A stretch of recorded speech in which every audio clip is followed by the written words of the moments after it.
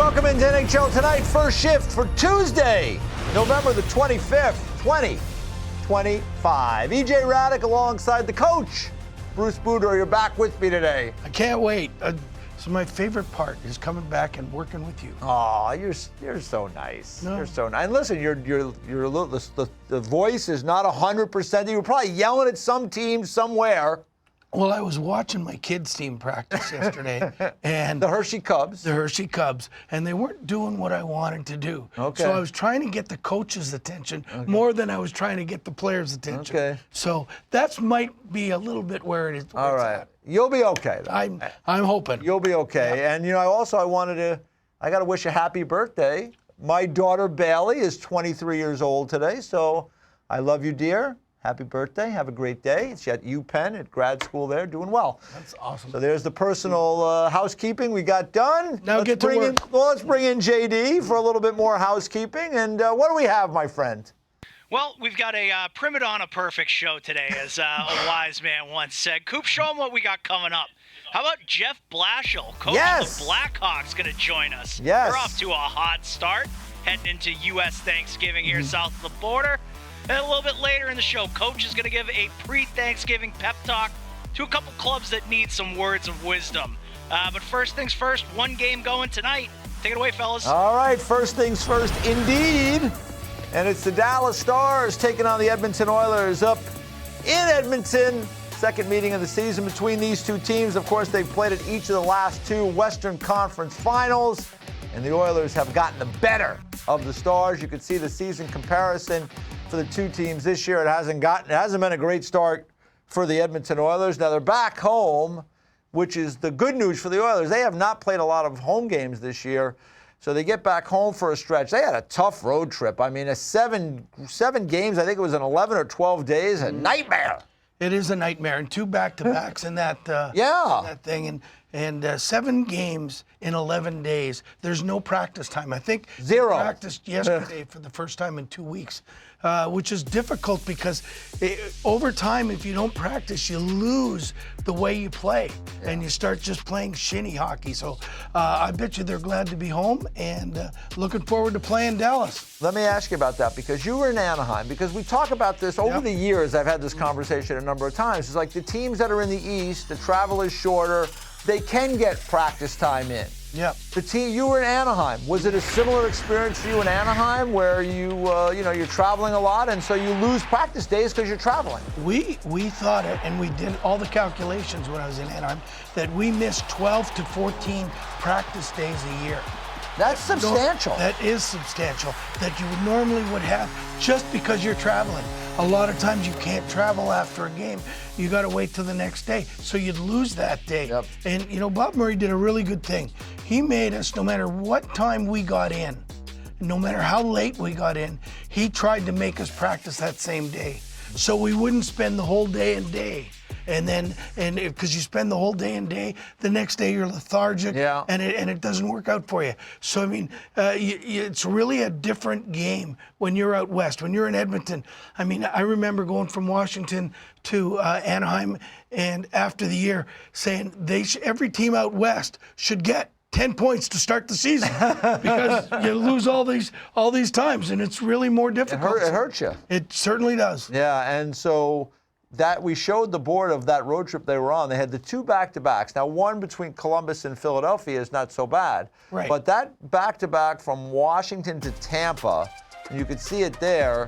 Now, they ended up losing. They played better, actually, in Tampa. They lost in overtime, so give them credit for that. But that's a tricky turnaround, because, apparently when you leave Washington, it takes an hour to get just to the airport. Yeah. And then it's about 2 hours plus to Tampa. Then you got to get to the hotel.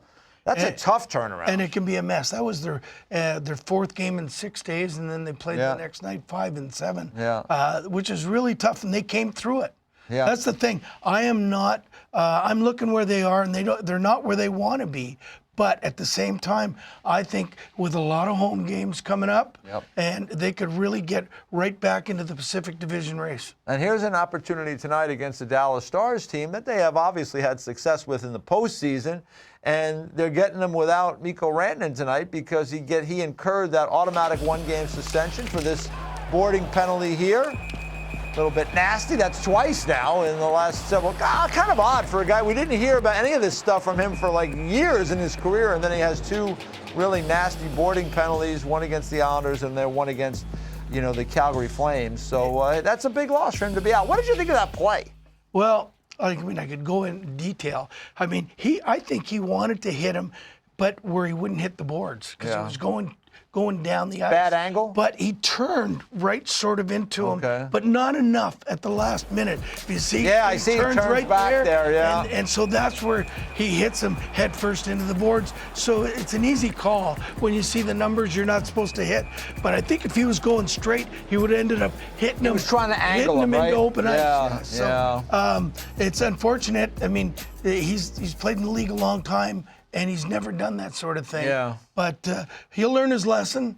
Yeah. He's a big, strong man. He doesn't need to do that. Yeah, no question about it. So they'll be without him tonight. Now, they do have the red-hot Jason Robertson, who just has been lighting it up. He has scored goals in 6 straight games coming into this one tonight. And he's one of these guys in his career, Bruce, that has been a streaky scorer. And he's streaky hot again right now, and that's bad news for the Oilers. Everything he's touching is working. Going in the net. Yeah. If you remember last year, he struggled. Remember he come out of an injury in the offseason, and he was slow to but he kind of found his way again, but he kind of goes through these streaks. Yeah, but when you are hot and your goal scorer, feed him the puck. Yeah. That's all you do. Feed him the puck. Yeah, it's got this year he started off 3 goals in the first 16, and then he's been on this tear. And I think it's 14 points in 6 games. It's stupid, but that's what offensive goal scorers do. I mean, you never see them. It reminds me of baseball. All these good hitters, and but they can go in a 4 for 30 slump, but then get 18 hits in 30 games. Yeah. It's same with hockey. They can go in deep slumps, but then they score in bunches, and that's what brings their numbers up. These teams played earlier in the year, and Dallas ended up winning that game. I think it was in a shootout, and Casey DeSmith played. Jake Ottinger, I would think he's going to get the start.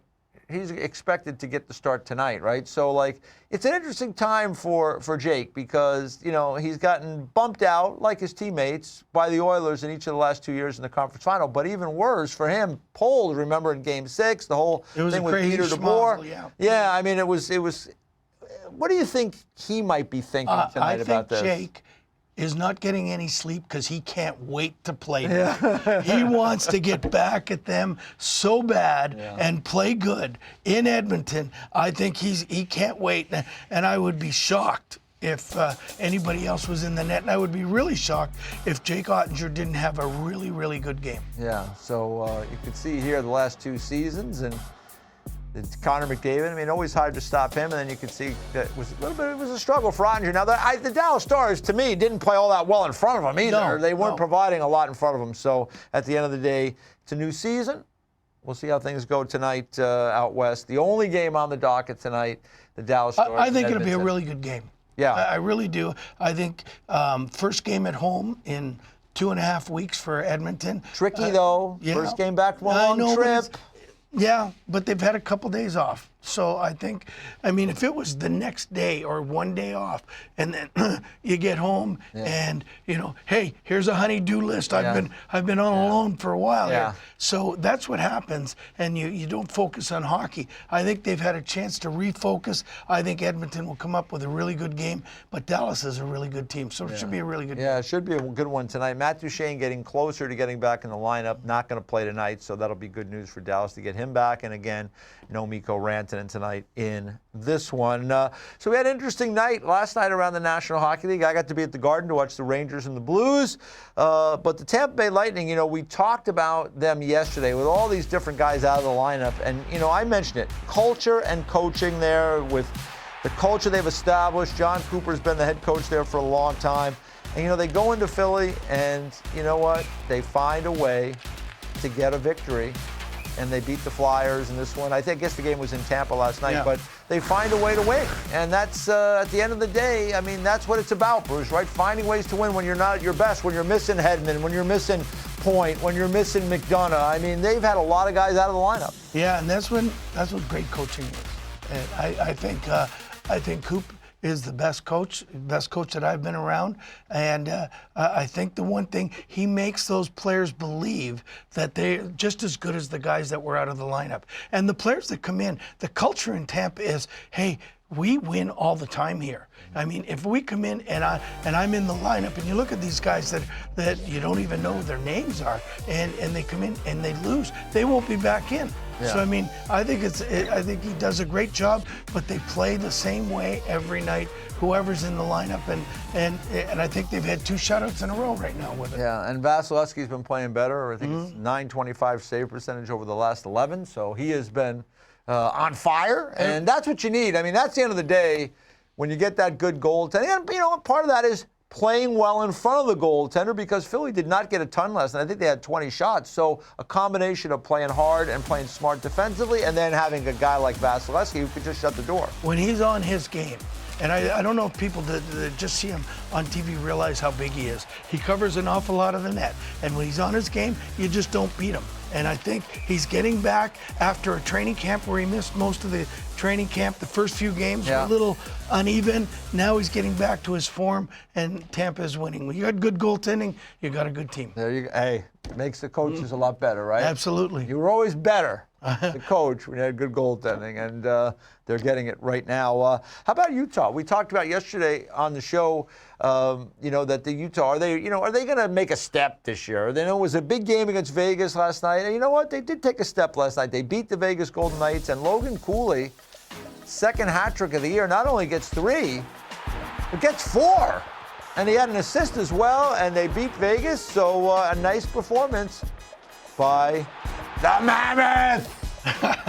You know what? And he'll remember that game. There it is. Where? The elephant. Oh, There's an elephant in the room. I got it. Yeah, it's me.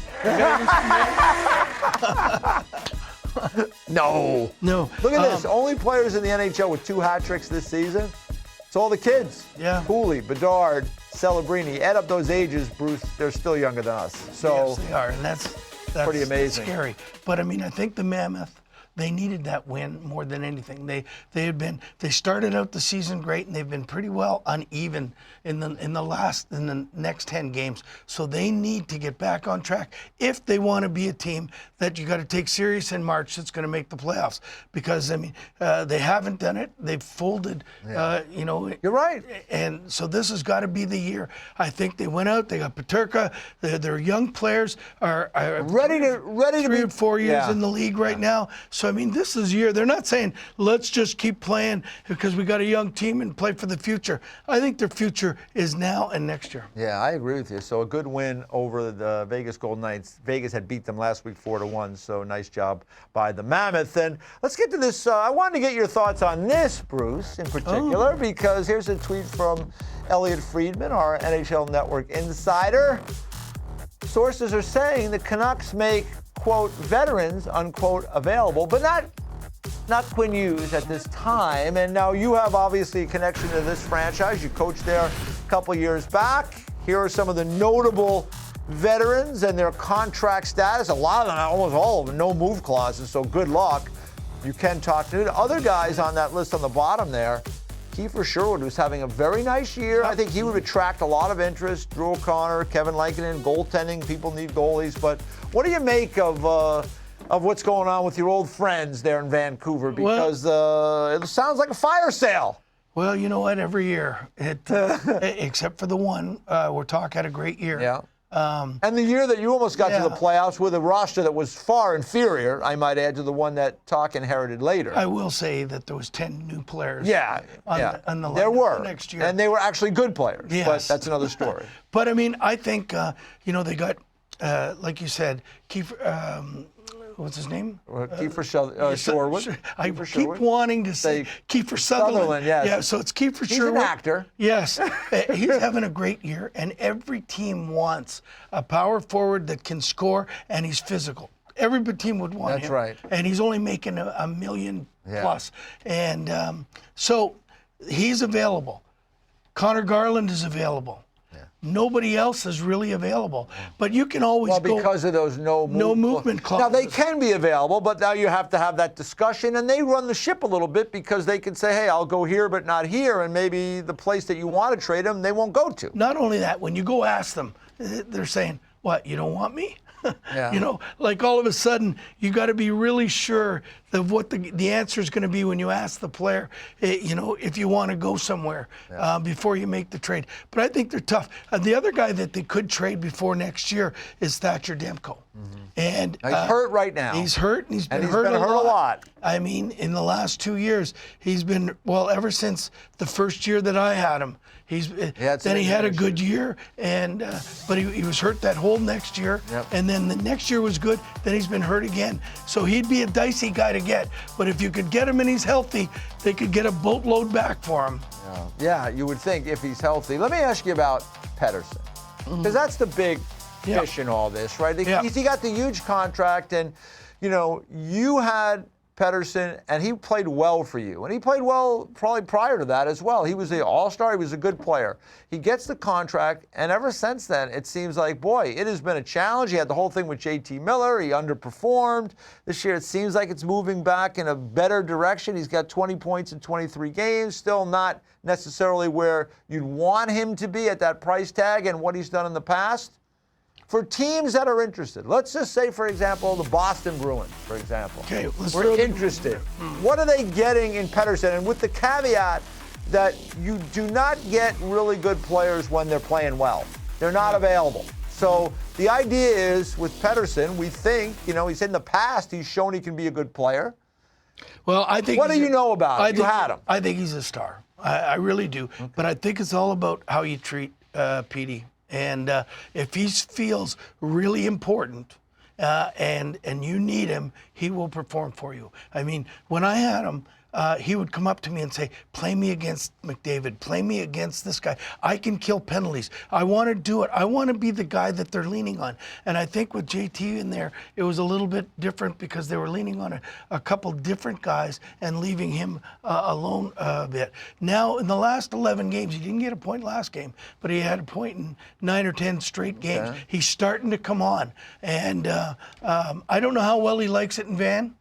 But he would be a center that if he was out there, it is hard to get a number one center who's capable of getting between 80 and 100 points. I would make a move for him, and he's still young. He hasn't even reached his prime age yet, but I would make a move. But I don't know. I mean, let's see how Vancouver does on the trade thing. They're 3 games under 500. If they lose, I think they're in Anaheim again tomorrow night or something, and if they lose a couple more, then everything is a game. And I know the media in Vancouver will get on them pretty good. Yeah. And Jimmy and Patrick will better be hard at work to make a positive deal for the Vancouver Canucks. Well, they better be, is right. And they noticed they said Quinn Hughes. Not yet. At this time. Not yet. It seems like that's inevitable at some point. We'll see. But the Canucks not to start. But that's so crazy. Like, I mean, unless Quinn's up in your office saying, I want out, why you would even entertain moving him is beyond me. I don't care if he wants to play with his brothers.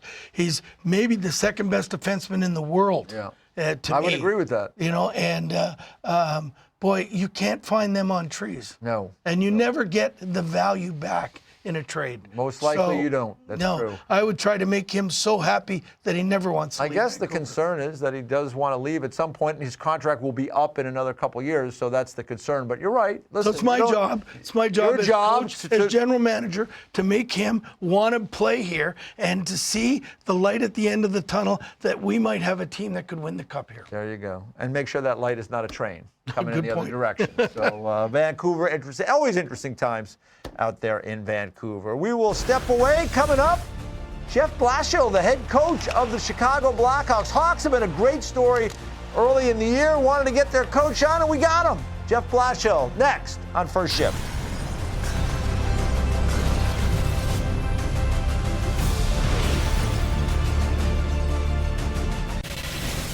Yeah, I thought, honestly, I think our D have played pretty good overall, and whether it's 6 or 7, to me, it's not. Oh, did I just do that? Did I just do that? I didn't even do it on purpose. Whether it's 6 or 7, they've played pretty well, and I thought our D did a good job tonight. But that's not to say that we won't go back with 7. Oh, yeah, say 6 or 7. I mean, either way, the head coach of the Chicago Blackhawks, Jeff Blashill, would have a little fun with you there. Are you aware of that whole 6 or 7 thing that's going on? Obviously you are, because you made a quick note of it.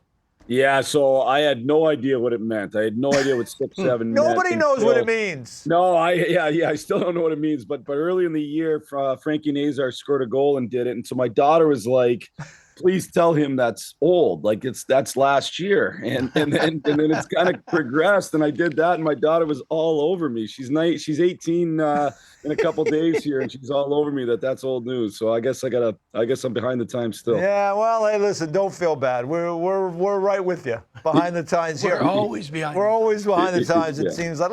I do want to ask you about, you talk about those 2 numbers, 6 and 7. You've been playing a lot more this year of 7D, and I would imagine that's what you were referring to in that clip.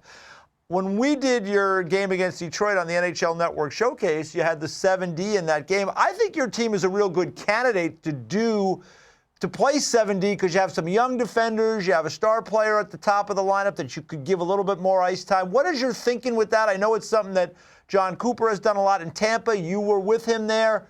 Give me your thoughts on the idea of playing 11 forward, 7 defense more often.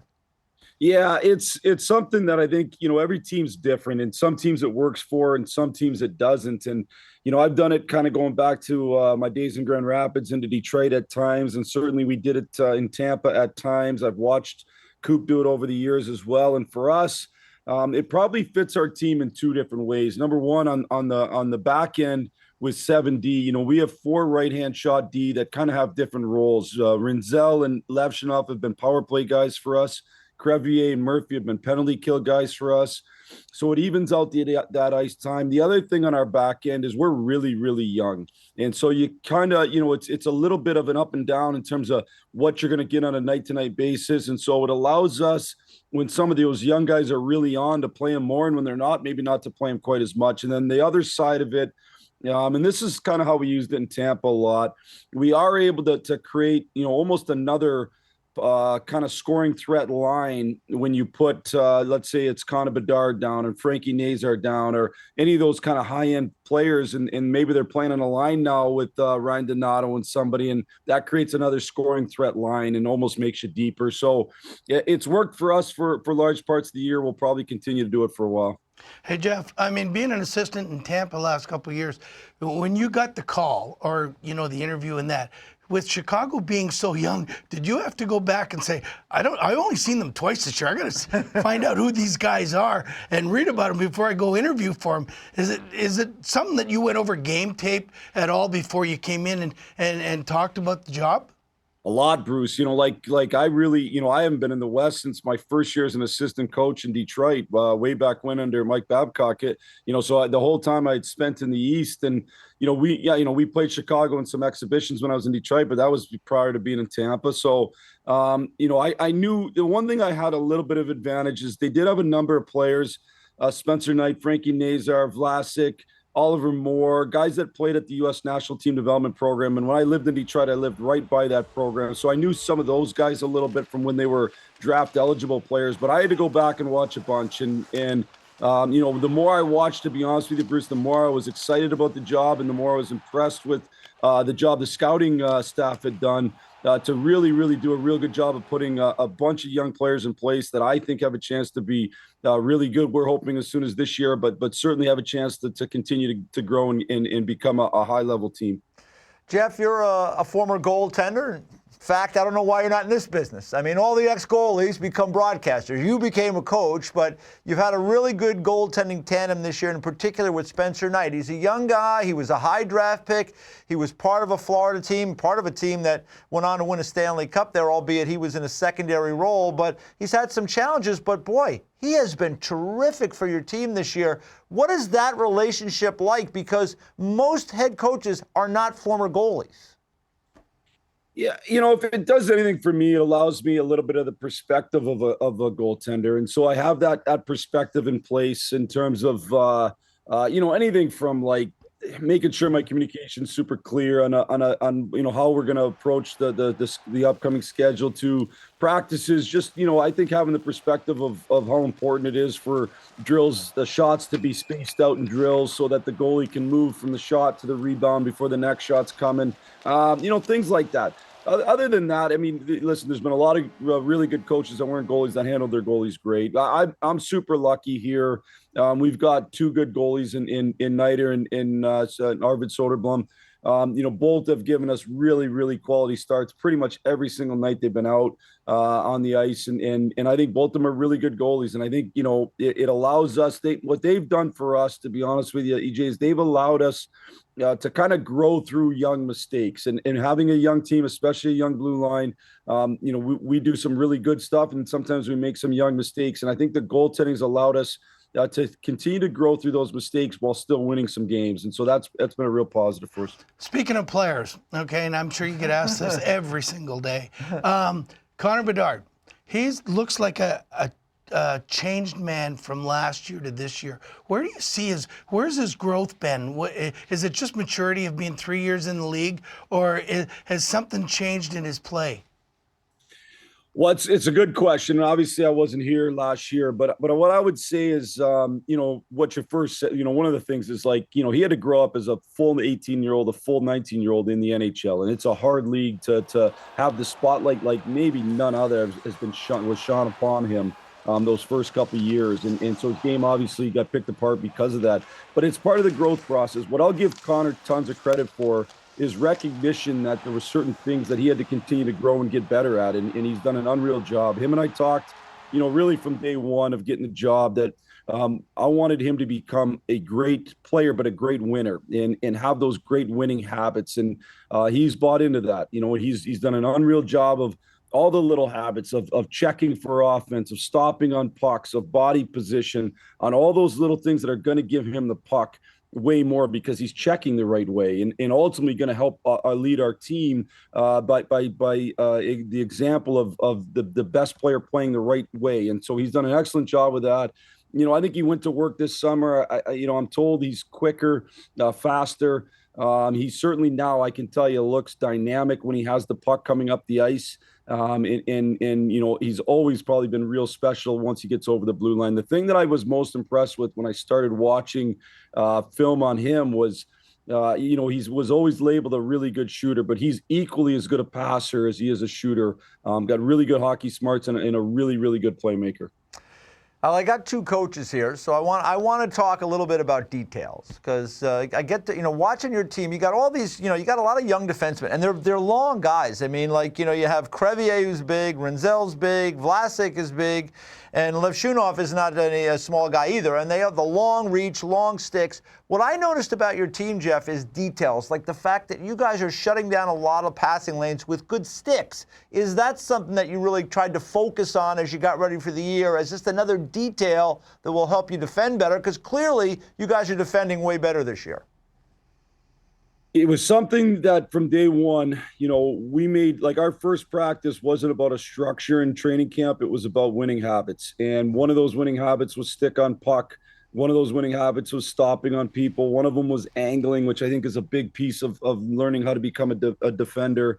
And we've tried to continue that through our practice time. Now, practice starts getting more and more scarce as you go through the season, you know, as coach knows. But it's something we've tried to continue to do, making sure that we're implementing those winning habits. And honestly, it's a little bit more like coaching in the American League to a large degree. You know, you have a whole bunch of young, very talented players that just need to kind of learn how to play winning hockey. And I've talked to our group about just our game maturing and understanding that it's hard to make up for you know, if you can't chase goals, I guess. And if you're giving up easy goals and easy chances, man, it's a hard league. So let's make sure we're learning how to limit those chances while still being able to create offense, and really the understanding that if you do check, you will get more offense than if you cheat. And that's been a big piece of what we're trying to implement here. Jeff, it's, you know, we were joking before you came up, you know, to do the interview here about it's a grind. You know, Bruce knows it. He lived it. You've lived it now. You know, you're through what, 22, 23, 24 games, somewhere in there of the season.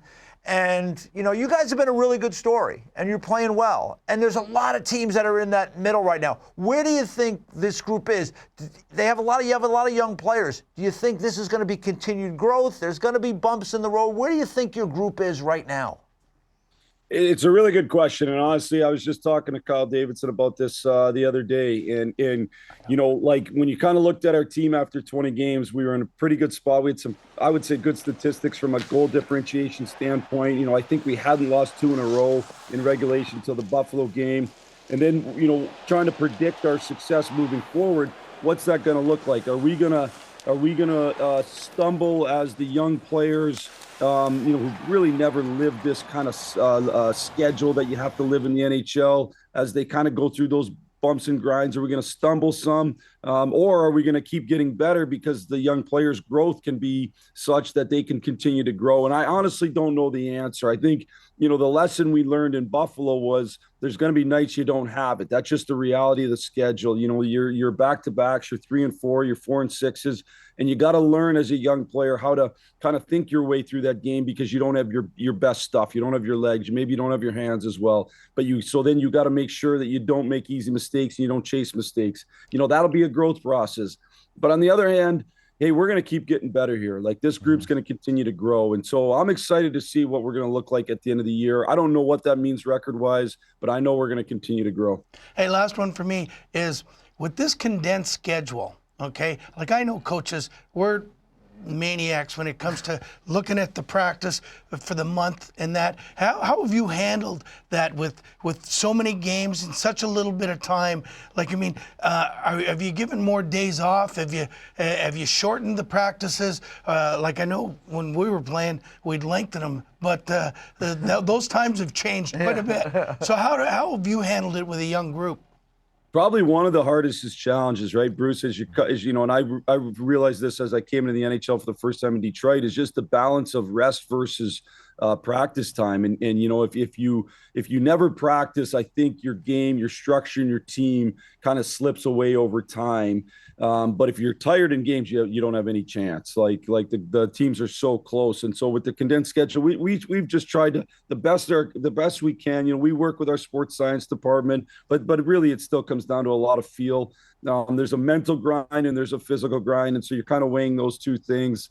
You know, like, we had 2 short practices this week. We played Sunday. We had the previous Saturday off, played Sunday, and then we play again tomorrow. And so we just, you know, we tried to go with 2 shorter practices, 30, 35 minutes, and get a few, you know, get something done each day the best we can. And so we're just always measuring that, the balance of rest versus kind of practice time. I do think you have to practice to keep your structure. And honestly, where we're at, we have to practice to continue the growth of our players. And so we'll practice as much as we can, but we're going to try to be smart about it.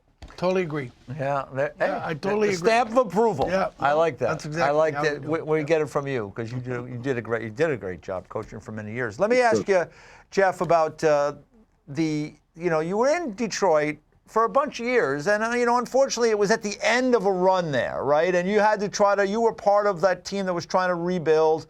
You end up out of there. You go and you're coaching in Tampa. You come back now to Chicago. We all like to think we learn, we get smarter, we get better. In my case, not always so true.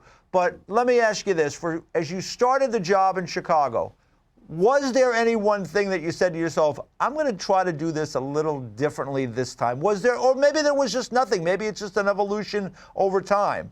Was there anything for you as you went into this second job with a really talented group of young guys that are looking to push ahead that you thought, I'm going to try to handle this maybe a little differently?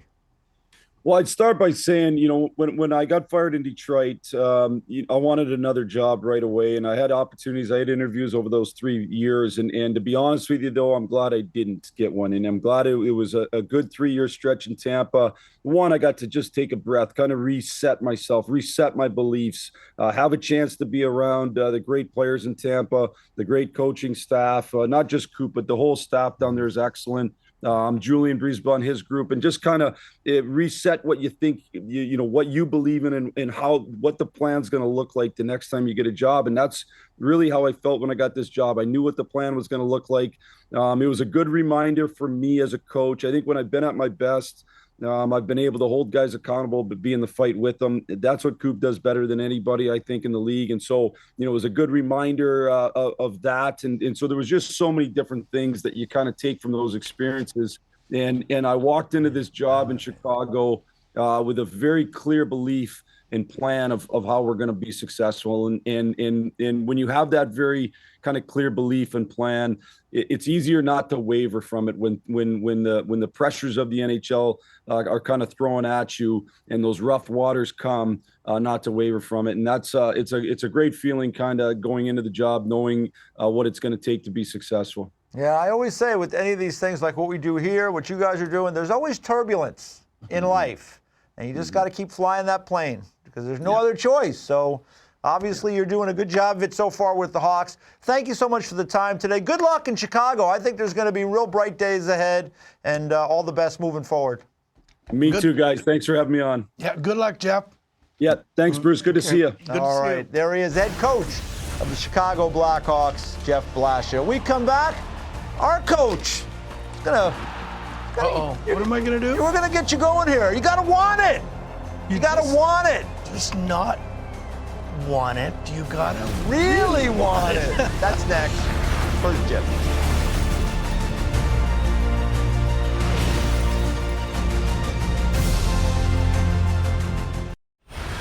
You got to want it.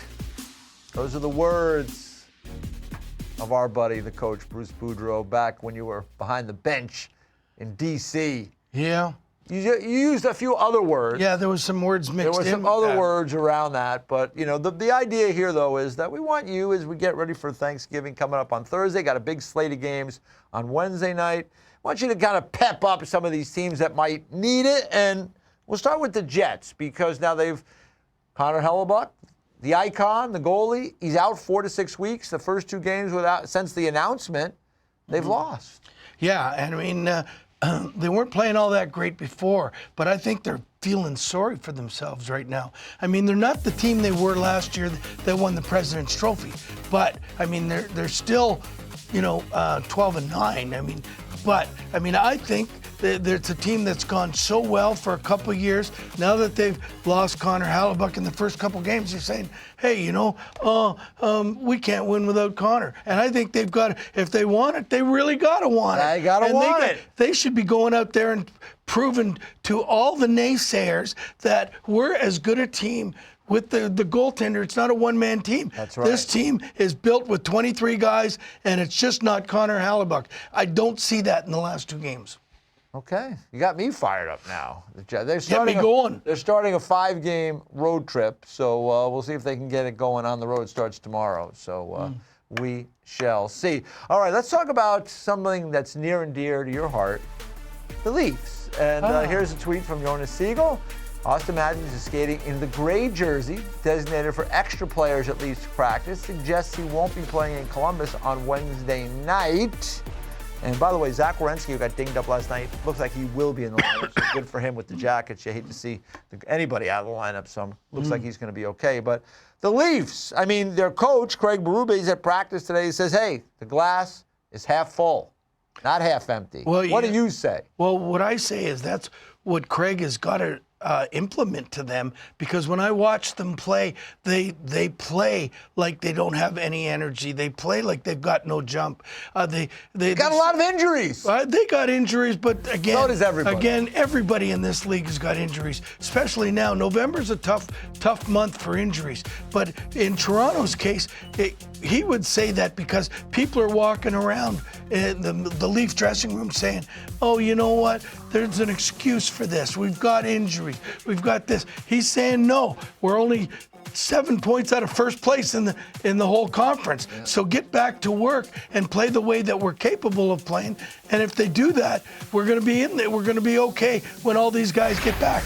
I don't know if that's going to happen, but I think that's his message. And there it is from Mark Masters, the beloved Mark Masters, who says, that's what he said at the end of practice today, that The glass is half full, not half empty. I guess, look on the bright side. We're going to be fine. Try to keep that's what you try to do as a coach. Try to keep the spirits up. They do have a lot of injuries. I mean, listen, everybody has them. We just talk about, Tampa's got a lot of injuries.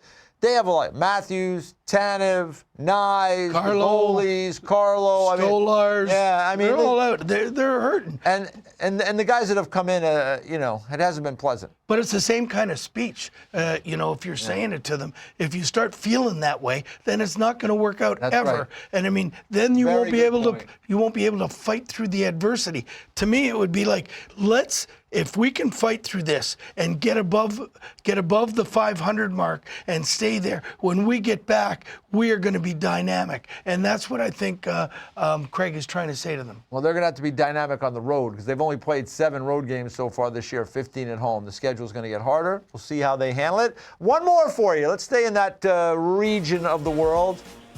The Buffalo Sabres. And there it is, the longest active playoff droughts in the NHL, 14 seasons. Bruce, I watched their game. I called their game on Sunday. They beat Carolina. And I look at their team, and I've been saying this for a long time. Dahlin on defense, number 1 overall pick. Power on defense, number 1 overall pick. They ended up getting Byram. He was, I think, a 4th overall pick. Samuelson is a really good player for them. Bryson and Timmins, those guys are 5-6 guys. I mean, they're okay. They're going to wait to get Kesselring back. That group of defensemen right there, just on paper, is as good as most groups in the league. Like, it's time. It is time.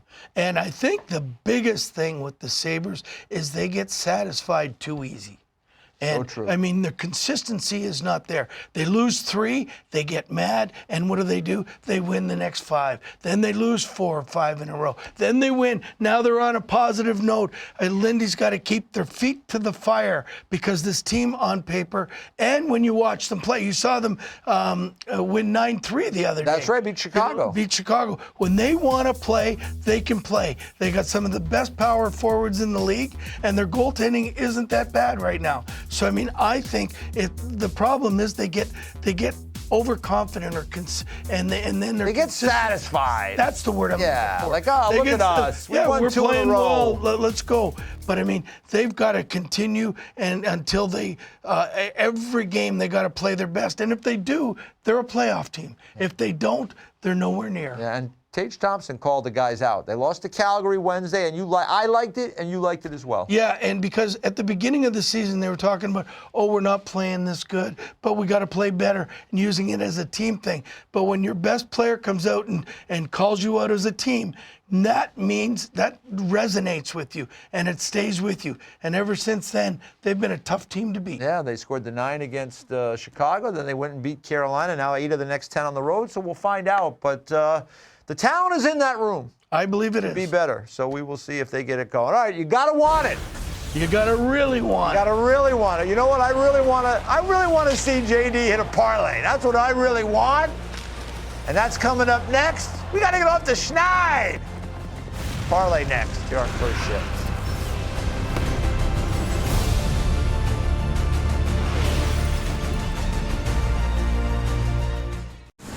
It's time for the Top Line Parlay presented by DraftKings Sportsbook. And you can see it has not been the season that we hope for. Drew gets in on the bottom there. Nice. We had to throw him under the bus, too. All right, JD. Let's go. Let's go. And it's been a rocky season. But, yeah, no, listen, you're 0 for 1. Drew's 0 for 1. I'm 0 for 5. Yes. But in honor of the last segment, we got to want it. You can't just want it. You got to really want it. So let's try and get a W today. Coop to the big board, please. We like the Oilers coming off of that road trip back at home. First period puck line. So we need the Oil to lead after the first period. Ooh. That's something that they've done more. So font 3 here, Coop. They got a positive goal differential in the first period. Stars start a little bit slower. So Bryson Research was chirping me, said this might be the one where I'm going a little bit out over my skis, but need to incorporate a first here on First Shift. Back to the big board here. You guys mentioned him earlier. Jason Robertson has been ripping hot lately. So we like him for 4 shots or more this evening. Check out his last 7 games. 10 goals, 5 assists, a plus 11 rating. But importantly to our wager, 5 shots on net per game average. So we Okay. need him for 4 or more. And then check out the bottom line there. He had 5 shots when these two teams got together back I like earlier that. this month. One last wager, and yeah, EJ, I'm going back to the well. Yeah. Connor McDavid. He's been good. Anytime goal. He's been good, and he's been great on Tuesdays. You picked up on this. Been a part of the top line parlay. It ain't Connor's fault I'm not hitting these bets. Look at the splits. Yeah. In 4 games on Tuesday, 4 goals, 2 assists. He's shooting 36% on Tuesdays. So we like Connor McDavid for an anytime goal. All of that brings us to a plus 750 for the parlay. A $10 bet would win you 85 bones. Each, we're short on time, so I'm going to take us right to break. All right, go ahead. I'm drunk with power. You are. When we come back, Or just drunk. yeah, oh, well, maybe a little later. EJ, you have your eye on the ice cruise when you go to games. I You do. want to be a part of it. We'll take you inside what it's like when we come back. DraftKings Sportsbook is an official sports betting partner of the NHL. And this week, new customers can bet $5 and get $200 in bonus bets if your bet wins. Download the app and use promo code FLY when you sign up. DraftKings Sportsbook. The crown is yours. The Anaheim Ducks put this out on social media. You can see one of the young women there joining the ice crew. She's got those Meta glasses on, so they're kind of glasses with a camera. And you get the point of view of the ice crew. And this is particularly fascinating to me, Bruce, because this is one of my dreams. I want to jump out and be part of the ice crew for one of these teams. And, you know, before you even say it, I'll say it. Yes, it's my only way to get to the NHL. But you got to skate at least as good as those I girls. think I could skate as good as them. Because they look like they're flying out there. Well, I mean, look at it's the camera. It looks. I mean, they're skating well. I mean, but it was funny. I watched at the Garden, and I was there like a couple weeks ago. I watched it again last night. They come out of the tunnel. Like I've been skating for 40 whatever long time, 40 years. I could do it. I think it would be cool. So there's the call to all NHL teams. Anybody. Is there anybody out there? EJ needs ice time. I need ice time. There's 9 times a game that you could be doing Well, this. I don't know if I want to do it. Maybe just once. Well, But it is. You're right. It is 9 times a game. I would sign up for the whole night. Wear full equipment. I think you'd look cool out Well, there. that would be a little much. And your helmet. And the helmet. Yeah. With the glasses on, you look like one of the Hanson brothers. Now you're talking. Your old buddies. the You're ready to Hanson go, brothers. yeah. All right. Hey, we're out of time. Coach, rest that voice. You'll be here tomorrow. NHL Now coming up next. See you later.